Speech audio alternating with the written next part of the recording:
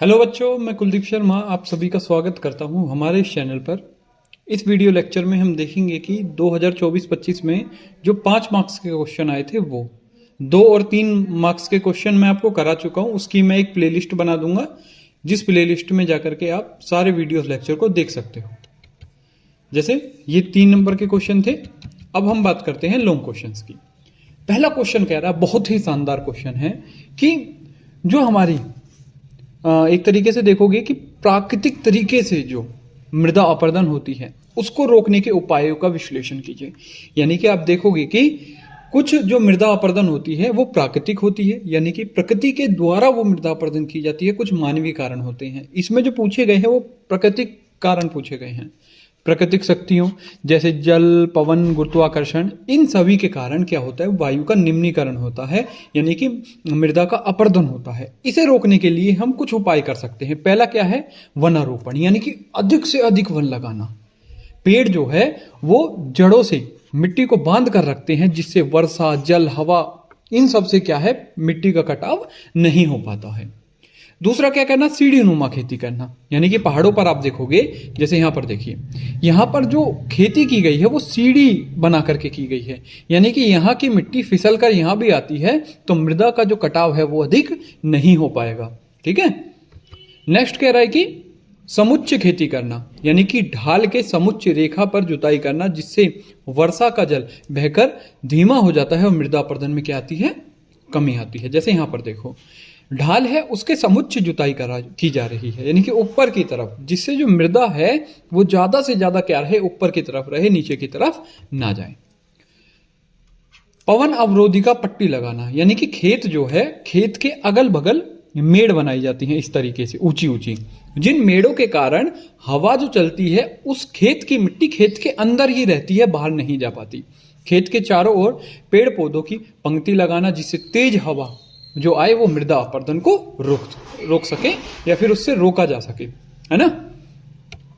Next बात करते हैं, घास और जो आवरणीय फसल है उनको लगाना। भूमि पर घास और आवरणीय फसल लगाए, जिससे जो मिट्टी है वो टिकी रहती है और जल, पवन, वायु, इन सब से क्या होता है, इसका वर्तन मतलब अपरदन नहीं हो पाता। इस प्रकार यह उपाय प्राकृतिक शक्तियों से होने वाले मृदा अपरदन को नियंत्रित करेंगे और इनमें प्रभावी भूमिका भी निभाएंगे। तो समझ आया, 5 पॉइंट्स थे। 5 क्या क्या थे कि भाई, पहला वनारोपण करना, बहुत अधिक वन लगाना। दूसरा सीढ़ी नुमा खेती करना, यानी कि जो मिट्टी है पहाड़ों पर जो खेती करी जाती है वो सीढ़ी के रूप में की जाती है, जिससे ऊपर की मिट्टी नीचे की तरफ आए। फिर समुच्च जुताई, यानी कि ढाल के समुच्च रेखा पर क्या करना, खेती करना। फिर पवन अवरोधी का पट्टी लगाना, मेड़ बनाना, उसमें अगल बगल चारों ओर पेड़ पौधे लगा देना, वो सारी चीजें।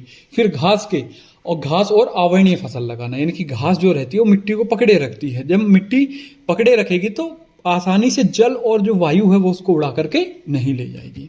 तो ये हो गया आपका पहला क्वेश्चन। आई होप समझ आया होगा। अगर जो नहीं आया, कुछ भी डाउट है तो कमेंट बॉक्स में जरूर बताइएगा। नेक्स्ट देखते हैं। देखो कितना अच्छा क्वेश्चन पूछा गया। आपसे ये भी पूछा जा सकता था कि काली मिट्टी की विशेषता बताओ, लेकिन आपको घुमाने की कोशिश की गई है। आपको ये चेक करने की कोशिश की गई है कि आपके जो कॉन्सेप्ट है वो क्लियर है या नहीं। क्या कह रहा है, मोहन ने हाल ही में एक खेत खरीदा है। वह गन्ना, कपास और ज्वार जैसी फसल उगाना चाहता है, लेकिन उसे स्थानीय मिट्टी के प्रकार और जलवायु है उसकी जानकारी नहीं है। आप उसकी मदद कीजिए, ठीक है। और जो मिट्टी बन के आएगी उस मिट्टी के गुण बताइए, यानी कि विशेषता बताइए। तो आप खुद बताइए, जो गन्ना होता है, कपास होता है, ज्वार होता है, ये सब किस मिट्टी में अच्छी होती हैं? काली मिट्टी में। अधिकतर जो कपास होती है वो किसमें, आपकी काली मिट्टी में बहुत अधिक होती है, ठीक है। तो उपयुक्त मिट्टी के प्रकार में काली मिट्टी, या फिर जिसे रेगुर मिट्टी भी कहा जाता है, कपास, गेहूं, ज्वार, इन सब में ये उपयुक्त मानी जा सकती है ये मिट्टी, इन सभी फसलों के लिए। इसके कुछ गुण बताते हैं। जैसे इसमें क्या होगी, अधिक नमी होगी, नमी धारण करने की क्षमता होगी। काली मिट्टी पानी को लंबे समय तक रोक करके रखती है, जो गन्ना, कपास जैसी फसलों के लिए क्या होती है, लाभकारी होती है। यानी कि इसमें जो वाटर होल्डिंग कैपेसिटी होती है वो बहुत ही अधिक होती है, जिससे क्या है, ये जमीन में पानी को रखती है सोख करके। वो पोषक तत्व जैसे क्या होती है, भरपूर होती है। जैसे लोहा, चूना, पोटेशियम, मैग्नीशियम, ये सारे जो मिनरल्स हैं ये इसके कहीं ना कहीं अंदर होते हैं, जिससे जो फसल है वो बहुत अधिक होती है। कपास के लिए सर्वोत्तम, इसे कपासी मृदा भी कहते हैं, रेगुर मृदा भी कहते हैं। क्यों कहते हैं कपास के लिए खेती, मतलब सॉरी कपासी मृदा क्यों कहते हैं? क्योंकि इसमें सबसे ज्यादा जो खेती की जाती है वो कपास की जाती है। इसमें खुद से ही दरारें पड़ जाती हैं। देखोगे जब ये मिट्टी, जब इस पे बहुत तेज सूर्य की रोशनी पड़ती है, ये क्या हो जाती है, बीच से फट जाती है खुद ही। और इसमें वायु जो है वो आराम से ट्रेवल कर सकती है। जब वायु ट्रेवल करेगी तो इसकी जो उर्वरक क्षमता है वो और ज्यादा बढ़ जाएगी। तो दरारें पड़ने, सूखने पर यह दरार पड़ जाती है इस मिट्टी में, जिससे वायु का संचयन बेहतर हो पाता है और नाइट्रोजन जैसी गैसें इस मिट्टी के अंदर पहुंच पाती हैं। जब मिट्टी के अंदर ये गैसें पहुंचेंगी तो कहीं ना कहीं मिट्टी की जो उर्वरक क्षमता है उसमें वृद्धि कर देंगी वो चीजें। उपजाऊ मिट्टी, यह मिट्टी भारी बनावट वाली होती है। ये ना उपजाऊ होती है, इसकी जो मिट्टी की बनावट होती है वो भारी होती है। कुछ मिट्टियां देखोगे जैसे रेत देखते हैं, चिकनी मिट्टी देखते हैं, ये महीन कण वाली मिट्टियां होती है, लेकिन ये क्या होती है, भारी होती है, जिससे फसलों की जड़ अच्छी तरह से क्या होती पाती है, विकसित हो पाती है। आपसे हमने ये बता दिया कि भाई जो हमारी फसल है वो कौन सी है, सॉरी मिट्टी है वो कौन सी है, कपासी मृदा है, काली मिट्टी है या फिर रेगुर मृदा है। ठीक है, इन तीनों में से किसी का भी नाम लिख सकते हो। इसके लिए जलवायु जो होगी वो होगी उष्ण एवं आर्द्र जलवायु, यानी कि जहां पर टेम्परेचर ना तो बहुत ज्यादा हो और ना ही क्या हो बहुत कम। लगभग कितना सेंटीमीटर टेम्परेचर चाहिए, टेम्परेचर जो चाहिए वो लगभग 24 से 25, 26 इतना ही होना चाहिए, इससे ज्यादा ना ही कम। यहां पर जो बारिश चाहिए वो कितने सेंटीमीटर की चाहिए, जो वर्षा चाहिए वो चाहिए आपकी 70 से लेकर के 100 सेंटीमीटर। ठीक है, लंबी गर्मी वाले मौसम चाहिए, यानी कि जो दिन हो वो बड़े हों, है ना, वो कह रहा है। यदि मोहन को खेत में काली मिट्टी पाई जाती है, जलवायु उष्ण है, तो गन्ने, कपास, ज्वार की खेती के लिए क्या हो सकती है, वो बिल्कुल परफेक्ट हो सकती है। ये समझना। तो आपको इसी तरीके से लिखना है। आप इसमें फॉर्मेट देखोगे, मैंने इसमें इंट्रोडक्शन भी लिखा है, मैंने इसमें मेन बॉडी भी लिखी है और मैंने इसमें कंक्लूजन भी लिखा है। आप इनको एक कॉपी बना करके नोट कीजिए। विश्वास रखिए कि आप अगर इनको कंप्लीट कर लेते हो तो आप लगभग 90% जो सिलेबस है वो इन्हीं के थ्रू कवर कर लोगे। ठीक है ना। अधिकतर जो क्वेश्चन पूछे जाते हैं वो पीवाईक्यू से पूछे जाते हैं। एमसीक्यू मेरे ऊपर छोड़ दो, बस आप ये काम करो, इन्हें लिख करके याद करके दिखाओ मुझे। ठीक है, याद भी मत करो तो कीवर्ड्स कम से कम याद होने चाहिए। कीवर्ड्स कौन से होंगे, जैसे ये पोषण से भरपूर, कपास के लिए सर्वोत्तम, दरारें पड़ जाना, अधिक नमी धारण करना, और अपने शब्दों में इन्हें बनाने की कोशिश करो। ठीक है, नेक्स्ट देखते हैं। देखो बहुत ही इंपॉर्टेंट क्वेश्चन, रोमांटिज्म क्या होता है। रोमांटिज्म एक सांस्कृतिक आंदोलन था जिसने राष्ट्रवाद की भावना पर विशेष रूप से विकसित किया। ठीक है, किसको, राष्ट्रवाद की भावना को। क्या ये कथन सही है, आपको बताना है। देखो रोमांटिज्म था क्या। 19वीं सदी आते आते पहले जो लोग थे वो विज्ञान, तर्क, इन सब पर ध्यान दिया करते थे। अब रोमांटिज्म आया तो इन्होंने कहा कि हम जो राष्ट्रवाद की भावना को जन्म देंगे वो किसके ऊपर देंगे, कल्पना, सांस्कृतिक पहचान, भावना, इन सब के महत्व पर क्या दिया, बल दिया, है ना, जिससे जो राष्ट्रवाद की भावना है उसका बहुत अच्छे से विकास हुआ। इसे हम निम्नलिखित तर्कों से स्पष्ट कर सकते हैं। जैसे समझो, आज अगर आपको कोई कहे कि हिंदी भाषा, आपका धर्म, आपकी जाति, ठीक है, आपके लोकगीत, महात्मा गांधी, भगत सिंह, इन सभी का कोई गुणगान करें, ठीक है, तो यही क्या है, रोमांटिज्म है। ठीक है, अगर कोई तर्क से बात करे, विज्ञान से बात करे, तो ये रोमांटिज्म नहीं है। इसका ये तर्क विज्ञान का क्या करता है, खंडन करता है। तो फर्स्ट पॉइंट क्या है कि लोक संस्कृति पर ध्यान देना। रोमांटिज्म वाले जो लोग हैं वो गांव के गीतों, कहानियों, नृत्यों, परंपराओं पर बहुत अहम मानते हैं। इससे लोगों को अपनी संस्कृति और देश से क्या होता है, जुड़ाव महसूस होता है। जैसे मैं भारत माता की जय बोलता हूं तो मैं भारत के लिए क्या हूं, समर्पित हूं, है ना, वो वाली चीजें। राष्ट्रभाषा का विकास, इस आंदोलन के तहत स्थानीय भाषाओं को क्या दिया गया, महत्व दिया गया। जैसे जर्मन के ग्रीम बंधुओं ने लोक कथाओं का संकलन कर जर्मन भाषा और संस्कृति को मजबूत बनाया, जिससे राष्ट्रवाद की चेतना में क्या हुई, बढ़ोतरी हुई।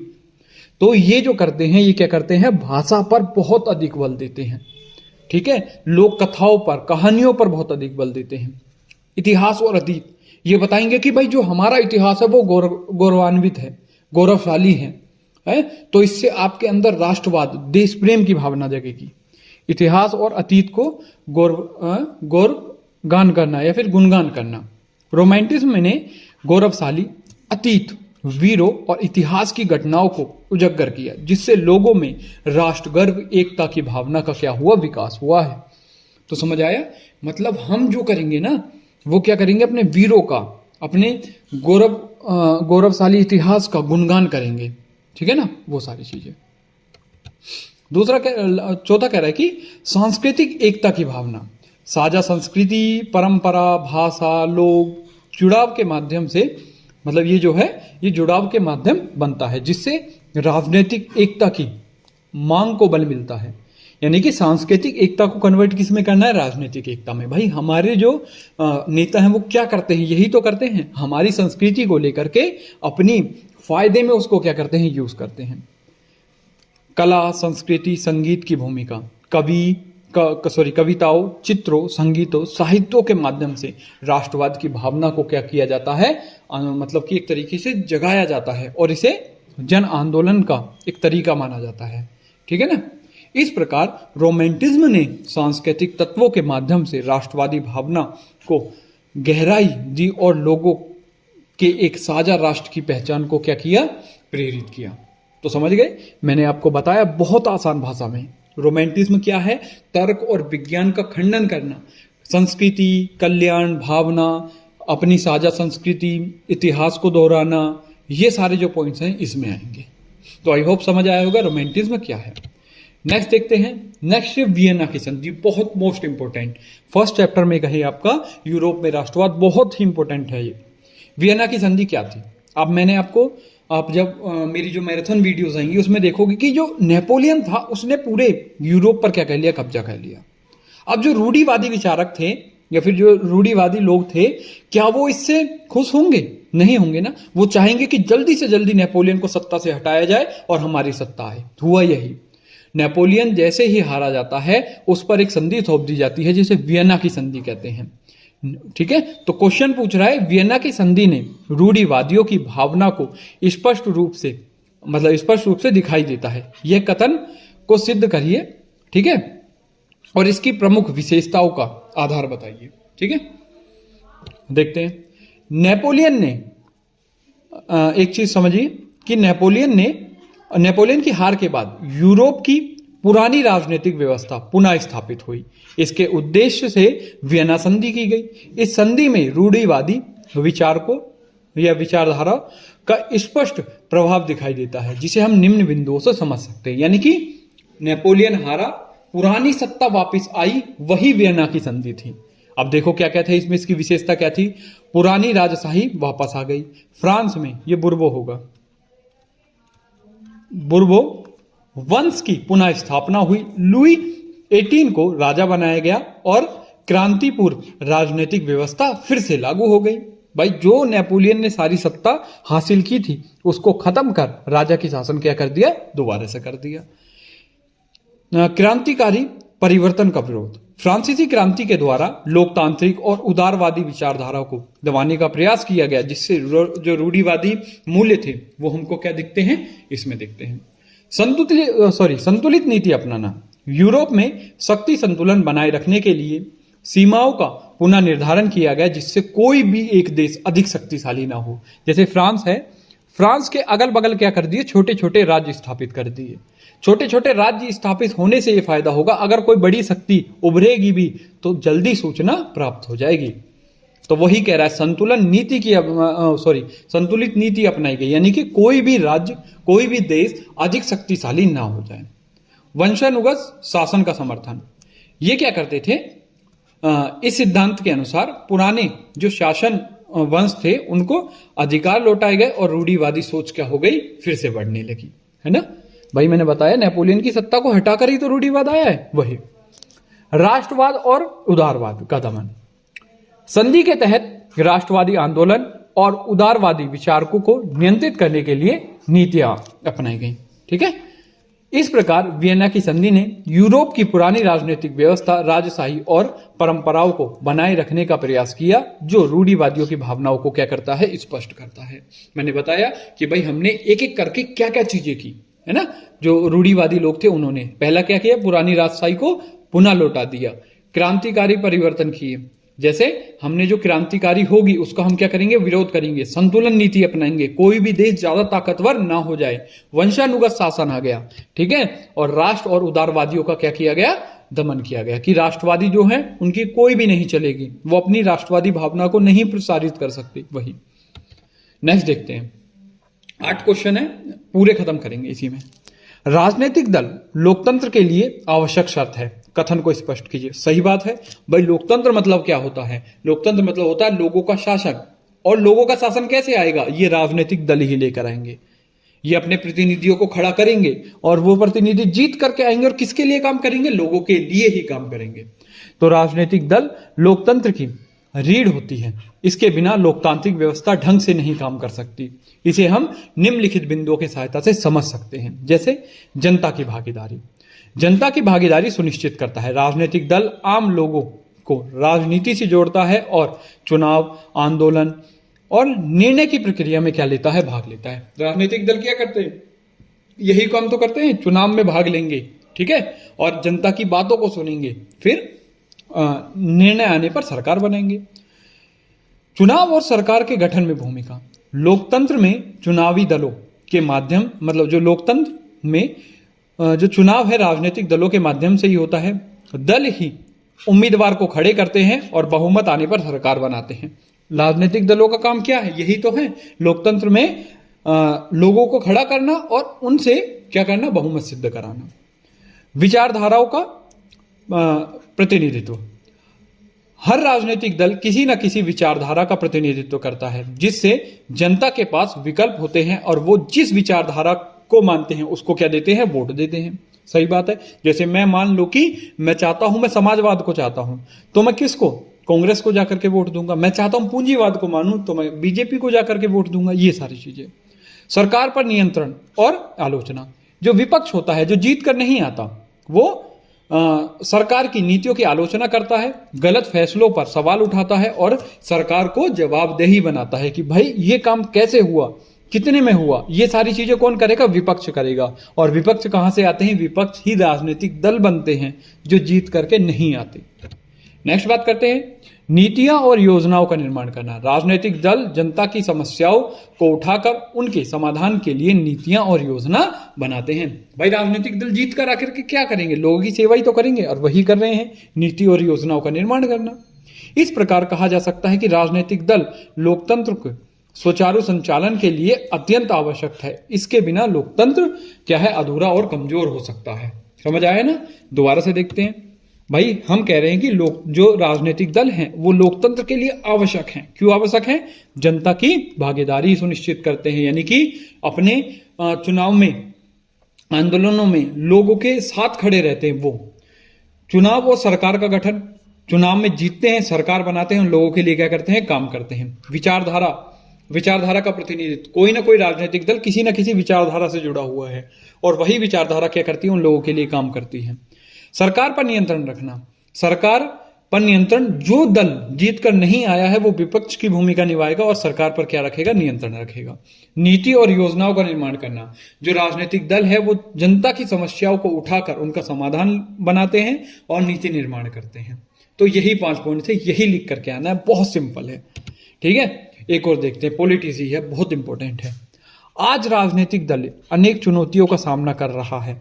ठीक है, लोकतांत्रिक कार्यकरण को प्रभावित करता है। ठीक है ना, ये कह रहा है कि आज राजनीतिक दल कई चुनौतियों का सामना कर रहा है जो अनेक लोकतांत्रिक कार्यकारिणी को प्रभावित करता है। क्या आप इस कथन पर सहमत हो? हाँ, हम कह सकते हैं कि भाई आज हम जो राजनीतिक दलों को देखते हैं उसमें बहुत सारी कमियां हैं। उन कमियों को हमें क्या करना है, उजागर करना है। जैसे आंतरिक लोकतंत्र में कमी, यानी कि पार्टी के अंदर जो फैसले होते हैं वो बड़े लीडर्स लेते हैं, जिसमें आम कार्यकर्ताओं की कोई भूमिका नहीं होती।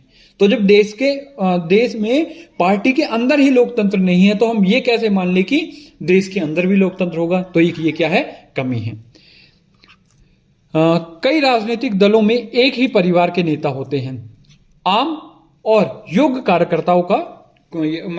कार्यकर्ताओं को मौका नहीं दिया जाता।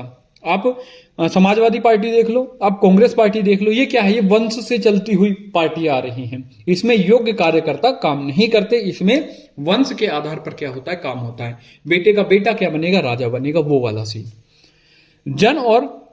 आप देखोगे जन और बाहुबली चुनाव लड़ने में बहुत ही ज्यादा पैसा लगा देते हैं। कई बार अपराधी छवि वाले लोग भी आने का क्या होता है? खतरा होता है। जैसे अतीक अहमद, ठीक है, वो क्या थे? आपराधिक तत्व थे, लेकिन पैसा था तो कहां आ गए? राजनीति में आ गए। वही चीज है। पारदर्शिता में कमी राजनीतिक दल अपने आम जो लोग हैं, मतलब आम लोगों को अपने खर्च, ठीक है, साफ साफ नहीं बताते, जिससे ये पता चल सके कि भाई वो कितने पैसे खर्च कर रहे हैं चुनाव में। तो पारदर्शिता की आपको वो दिखाई देती है नहीं? कमी। तो वही कह रहा है, पारदर्शिता की कमी। मतदाताओं को सही विकल्प नहीं मिलना। कई बार सभी राजनीतिक दल एक जैसी बातें करते हैं, वादे करते हैं, जिससे जनता को सही चुनाव या फिर सही फैसले लेने में क्या होती है? बहुत मुश्किल आती है।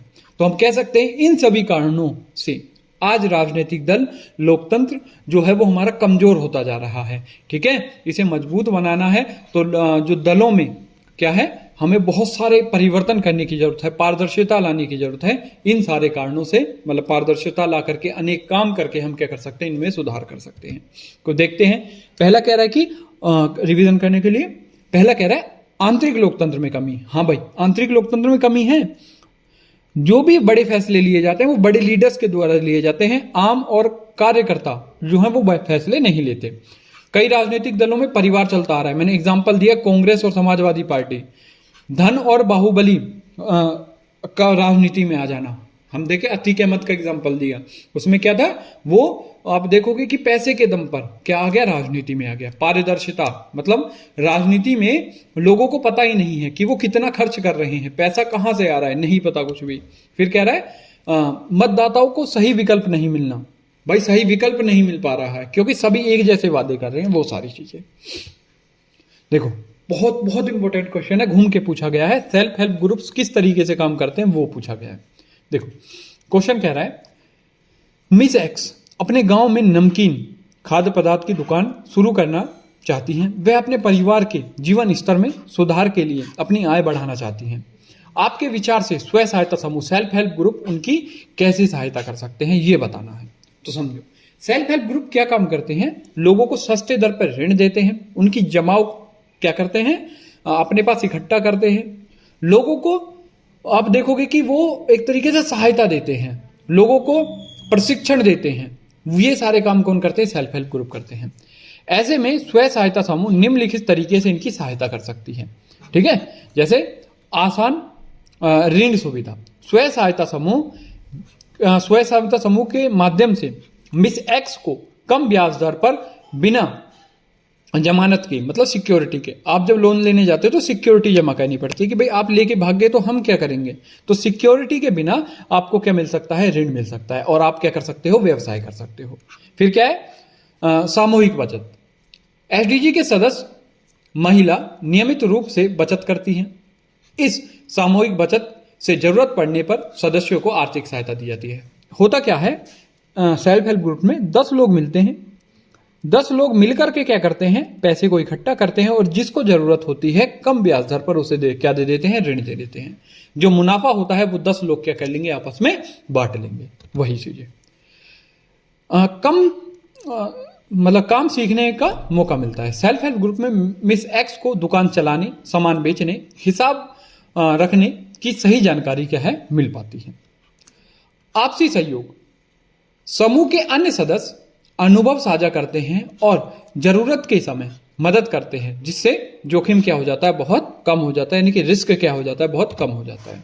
जब भाई अनएक्सपीरियंस लोग हैं, एक्सपीरियंस लोग से क्या लेंगे, अनुभव लेंगे, तो रिस्क तो ऑलरेडी कम हो जाएगा। वही चीजें बाजार तक पहुंच, सेल्फ हेल्प ग्रुप्स के माध्यम से अपने उत्पाद को बाजार तक बेचा जा सकता है और ग्राहकों से जुड़ने में सहायता मिल सकती है। ये क्यों होगा, क्योंकि सेल्फ हेल्प ग्रुप्स के और भी जो प्रोडक्ट्स है वो मार्केट में है, और एक नया प्रोडक्ट्स आएगा तो वो आराम से ले लेंगे। जैसे शहद है, अचार पहले से बिक रहा है, अब शहद भी बिकने लगा, वो सारी चीजें।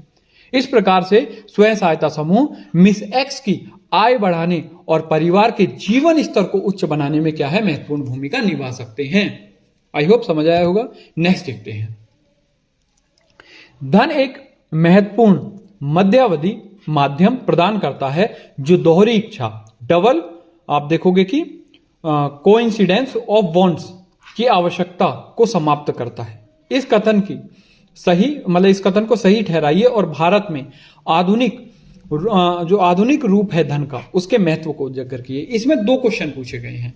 भाई आपसे ये पूछ लेता कि आपकी दोहरी इच्छा क्या होती है, या फिर आपसे ये पूछ सकता था कि भाई दोहरा सहयोग क्या होता है, आवश्यकताओं का दोहरा सहयोग। तो इस चीज को ना पूछ करके इसमें घुमाया गया है चीजों को। तो देखो समझते हैं। पहले लोग केवल बराबर के माल का आदान प्रदान किया करते थे। इसके लिए जरूरी था कि दोनों पक्षों को एक दूसरे के माल की जरूरत हो, यानी कि मेरे पास मान लो कि आलू है और दूसरे व्यक्ति के पास प्याज है, तो दूसरे व्यक्ति को आलू चाहिए और मुझे प्याज चाहिए, तभी हम क्या करते थे, सामान का एक्सचेंज करते थे। इसी को क्या कहते थे, इसी को कहते थे डबल आप कोइंसिडेंस ऑफ वांट्स, यानी कि डबल इच्छा होना। ठीक है। धन के आने से व्यक्ति अपने उत्पाद को पहले पैसे में बेच सकता है, ठीक है, और फिर उस पैसे से जरूरत की चीजें खरीद सकता है। भाई पैसा है हमारे पास, मनी है, तो हम क्या कर सकते हैं, हम जो डबल कोइंसिडेंस ऑफ वांट्स है उसको क्या कर देंगे, समाप्त कर देंगे। बिल्कुल। तो इस तरह से किसी को सीधे किसी उत्पादन की आवश्यकता नहीं होगी और लेन देन क्या हो जाएगा, सरल हो जाएगा। इसे धन के जो चीजें हैं, हम कहें कि जो मृदा है, उसको मृदा कह रहा हूं, मुद्रा है, और जो मनी है उसकी हम क्या देखेंगे, अब थोड़ी सी विशेषता देखेंगे, या फिर जो महत्व है उसको समझेंगे। पहला समझते हैं सुविधा। नोट, सिक्के, डिजिटल भुगतान लेन देन में क्या करते हैं, आसानी और तेजी लाते हैं। भाई आप जाकर के किसी के QR कोड पे पैसे कर दो, ठीक है ना, और लेन देन में आसान, आपके पास कैश है तो आप जल्दी से जाकर के भुगतान कर दोगे। अगर नहीं होगा तो आप पैसे ले लेके ढूंढते रहोगे कि भाई मेरे इस सामान को ले लो, ठीक है, मेरे इस सामान को अपने सामान के बदले दे दो, ये सारी चीजें। फिर है सुरक्षा। नगद की बजाय बैंक और डिजिटल माध्यम से पैसे रखना क्या होता है, सुरक्षित होता है। नेक्स्ट कह रहा है व्यापार और विकास। आधुनिक धन ने बड़े पैमाने पर व्यापार और आर्थिक गतिविधियों को क्या किया है, बढ़ावा दिया है, इनको बढ़ाया है। नेक्स्ट कह रहा है समान स्वीकृति। रुपए को पूरे देश में समान रूप से स्वीकार किया जाता है, जिससे लेन देन में कोई कठिनाई नहीं आती। यानी कि जो पैसा है वो पूरे देश में क्या है, समान रूप में है। 500 का नोट जो है वो नागालैंड में भी 500 रुपए का है और गोवा में भी क्या है, 500 रुपए का। ऐसा नहीं यहाँ पर 200 रुपए का, यहाँ पर 100 रुपए का, नहीं, ये समान स्वीकृति होती है। अगर मैंने 500 रुपए का नोट दिया है तो पूरे देश में क्या होगा, वो 500 रुपए का ही नोट होगा। आई होप समझ आया होगा। हमारी ये वीडियो यहीं पर खत्म होती है। लास्ट आपका जो बच जाएगा वो मैप और MCQ बच जाएंगे। मैप की जो वीडियो है वो मैं एक साथ कंबाइन करके दूंगा, जिससे आप सारे मैप्स को एक ही वीडियो में कवर कर पाओ। और जो आपका MCQ है, कल कोशिश रहेगी कि जो MCQ है उसकी वीडियो आ जाए। तो वीडियो अच्छी लगी हो तो अपने फ्रेंड्स के साथ इसे शेयर कीजिएगा, क्लासमेट्स में बताइएगा कि एक नया चैनल है, बहुत अच्छे पढ़ाते हैं इस तरीके से। ठीक है, आप उनको जाकर के फॉलो कर सकते हो, उनसे पढ़ सकते हो। थोड़ी सी भी वीडियो अच्छी लगी हो तो कमेंट करके जरूर बताइएगा। जय हिंद।